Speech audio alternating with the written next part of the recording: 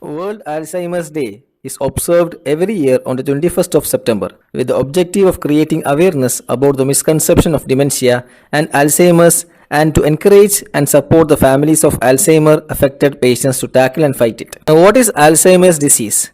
Alzheimer's disease is a neurodegenerative disease that usually starts slowly and progressively worsens. The disease got its name from Alois Alzheimer, a German psychiatrist who first discovered this disorder while treating a lady in 1901. Alzheimer's is one of the most common types of dementia, accounting for 60 to 80% of all dementia cases around the world.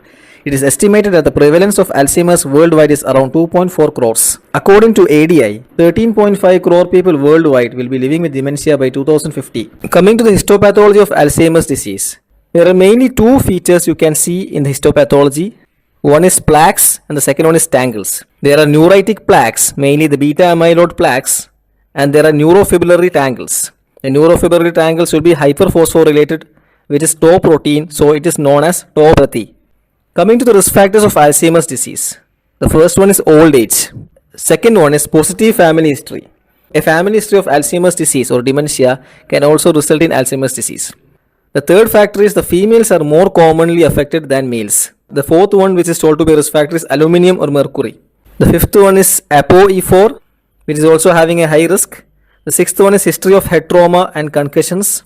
The seventh risk factor is any past history of stroke. So these are the several risk factors of Alzheimer's disease. Alzheimer's disease is also told to be type 3 diabetes mellitus. As we all know, there are type 1 diabetes mellitus, type 2 diabetes mellitus.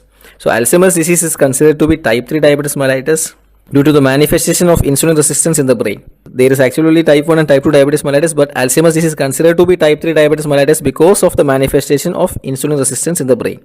ApoE2, NSAIDs and HRT are told to be the protective factors for Alzheimer's disease. Coming to the pathology of Alzheimer's disease, the main affected area in the brain is hippocampus. There will be a diffuse atrophy of hippocampus. There is a degeneration of cholinergic neurons of nucleus bacillus of Maynard. There is hyperphosphorylated tau protein, as I earlier told you. Neurofibrillary tangles can be seen. There can be neuritic plaques, mainly the beta amyloid or senile plaques. Granulovacular degeneration also can occur in Alzheimer's disease. Coming to the clinical manifestations, the characteristic pattern of Alzheimer's disease, mainly it is a memory impairment, then it can affect the language, then there can be visuospatial defects, there can be executive dysfunction. So coming to the stages of Alzheimer's disease. So the first stage of Alzheimer's disease is the Korsakoff amnestic state. In this state, there is a hippocampal atrophy, gradual onset of memory loss and declarative episodic memory. Coming to the second stage, there is dysnomia. Dysnomia means it's a language disorder, so it affects the language. As I earlier told you, first is the memory impairment, later is the language will be affected. So there's a nominal aphasia, there is a problem in the comprehension and fluency. There is a halting in speech or writing, there is acalculia. Coming to third stage, we can see visuospatial defects. Visuospatial defects, mainly the parietal lobe is affected. There is praxia in the supramarginal gyrus. There is gnosia, angular gyrus is affected. The defects are non-dominant. Visuospatial disorientation can be seen, constructional apraxia can be seen, anosognosia can be also seen. Anosognosia is a neurological condition in which the patient is unaware of their neurological deficit or psychiatric condition.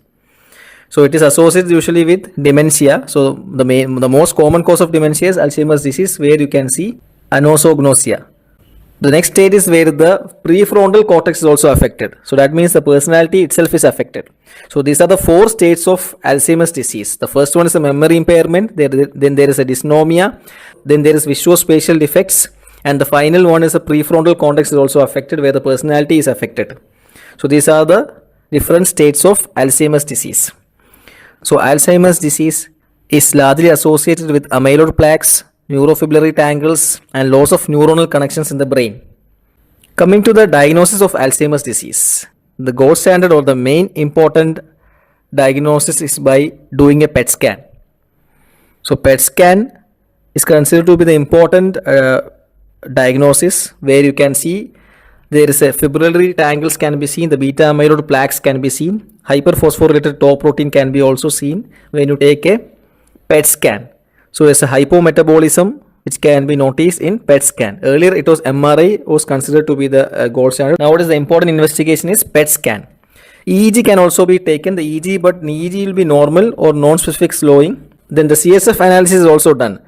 you can see a low beta amyloid levels and high phosphorylated tau levels. So the CSF examination can be done and you can see low beta amyloid levels and high phosphorylated tau levels. So tau levels, again I'm telling you, earlier I have told you there is a tau protein. Tau protein is also known as tauopathy. Is one of the classical histopathological feature you can see in Alzheimer's disease. So when you do a CSF study, you can notice there will be a high phosphorylated tau levels. So what could be the differential diagnosis of Alzheimer's disease? The differential diagnosis for Alzheimer's disease can be Pick's disease, vascular dementia, normal pressure hydrocephalus, diffuse Lewy body dementia. Coming to the management of Alzheimer's disease, actually there is no cure for Alzheimer's disease. Available treatments offer relatively small symptomatic benefits but remain palliative in nature. So treatments can be actually divided into pharmaceutical. You can give drugs, it can be psychosocial, it can be caregiving. So in the treatment mode, the first thing what you can give is cholinesterase inhibitors. We have tacrine, which is actually hepatotoxic, rivastigmine, donepezil. Donepezil is the one which we give most commonly in our hospitals. Then we have galantamine. In moderate to severe cases, there is a drug known as memantine, which is NMDA antagonist. So reduction in the activity of the cholinergic neurons is a well-known feature for Alzheimer's disease. So acetylcholinesterase inhibitors can be given. So it is employed to reduce the rate at which acetylcholine is broken down, thereby increasing the concentration of acetylcholine in the brain and combating the loss of acetylcholine caused by the death of cholinergic neurons. That's why we are giving cholinesterase inhibitors as a treatment of Alzheimer's disease. Glutamate is also a neurotransmitter, an excitatory neurotransmitter of the nervous system. Although excessive amounts in the brain can lead to cell death through a process called excitotoxicity, which consists of the overstimulation of glutamate receptors. Excitotoxicity occurs not only in Alzheimer's disease, but also it can occur in Parkinson's disease and multiple sclerosis. So memantine is a non-competitive NMDA receptor antagonist, first used as an anti-influenza agent which acts on the glutaminergic system by blocking NMDA receptors and inhibiting their overstimulation by glutamate. So memantine has also been shown some kind of benefit, a small benefit in the treatment of moderate to severe Alzheimer's disease. So these are the drugs which we give for Alzheimer's disease, as actually saying there is no cure for Alzheimer's disease. These are the pharmacological aspects of management of Alzheimer's disease. Then second one is psychosocial interventions can also be done for the management of Alzheimer's disease. For example, behavioral interventions attempting to identify and reduce the antecedents and consequences of problem behaviors. Emotion-oriented interventions like validation therapy, psychotherapy, simulated presence therapy, etc. Then stimulation-oriented treatments including art, music and pet therapies, exercise and any other kind of recreational activities.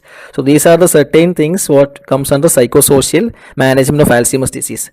Then comes the caregiving. Since Alzheimer's has no cure and it gradually renders people incapable of tending to their own needs, caregiving is essential. The treatment and must be carefully managed over the course of the disease. Caregiving is a utmost or the primary thing what you have to do for the Alzheimer's disease management. Even diet also plays an important role. Diet may be a modified risk factor for the development of Alzheimer's disease. Prognosis: the early stages of Alzheimer's disease are difficult to diagnose.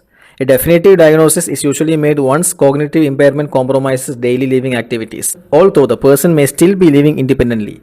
The symptoms will progress from mild cognitive problems such as memory loss through increasing stages of cognitive and non-cognitive disturbances, eliminating any possibility of independent living, especially in the late stages of the disease. So diagnosing itself is an important thing in early stage of Alzheimer's disease. Very important thing.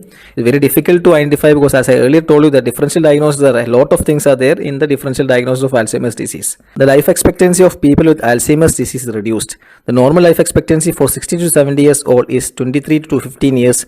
For 90 years old, it is 4.5 years. Following Alzheimer's disease diagnosis, it ranges from 7 to 10 years for those in their 60s and early 70s to only about 3 years or less for those in their 90s. And one more thing adding here is any other diseases, metabolic disorders, any diabetes or any heart problems or any history of alcohol abuses are also related with shortened survival. Pneumonia and dehydration are the most frequent immediate causes of death brought by Alzheimer's disease, while cancer is a less frequent cause of death than in the general population.